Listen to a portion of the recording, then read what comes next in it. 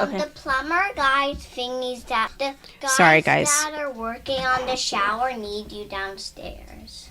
Okay, tell them I'll be there in 5 minutes. And we'll go to Blake soon. What time is baseball? 5 p.m. Can you close my door? Okay. Thank you. Okay.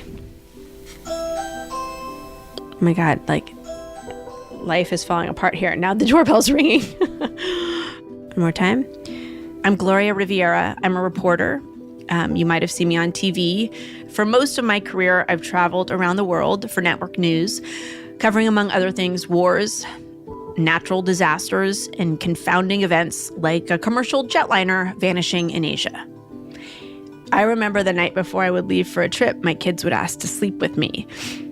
And to be honest, we did that a lot. But before I was leaving, they would snuggle up next to me like little boy Velcro. They'd just right up next to me.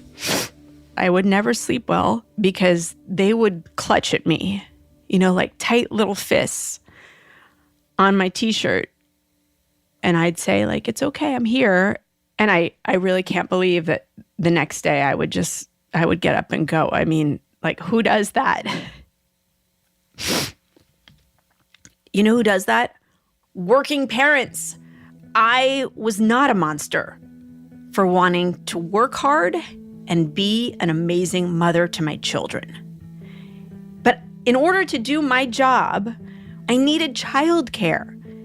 I needed someone to look after my kids who I trusted with their lives.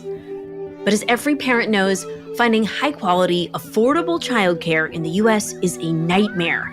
Add a pandemic to the mix, and it's a bad fever dream. And now, with the end of COVID hopefully just in sight, we are all returning to what was already a well-established, untenable situation, a damaging situation, with repercussions beyond what many of us can even imagine. This is No One Is Coming to Save Us, a 4-part series about how we got ourselves into this mess and how we can get ourselves out of it. It's time to put your books away. I was looking at, upwards of $50,000 a year in childcare. My wife works as a nurse. It would have basically been all of her take-home money and some. Everything about it is expensive. This field sadly does not give you enough to have a family. It's where my heart is at, but it's not gonna help me to help her.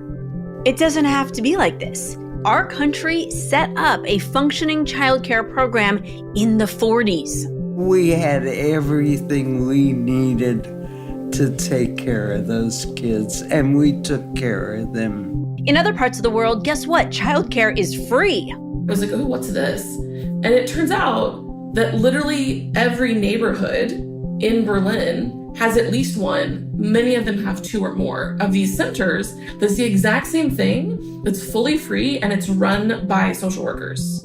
On this show, we're going to have help from parents and teachers and experts and one super cool contributor. Kristen Bell here, your Call It Like It Is correspondent. Before you turn 5, nobody cares about you or your parents. And we'll show you how you can join the fight for good early childcare for all of us.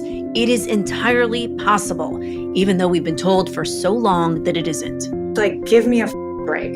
It's not rocket science. It's completely doable. And families don't have time to wait. You wait 3 years, you wait 5 years, you wait 10 years. It's an entire generation of kids who suffers because of our inaction. All right, I see one book. Can one friend help me put that book away right there? No One Is Coming to Save Us, a new podcast from Lemonada Media, presented by Neighborhood Villages, launches May 20th. Listen and subscribe wherever you get your podcasts. All right.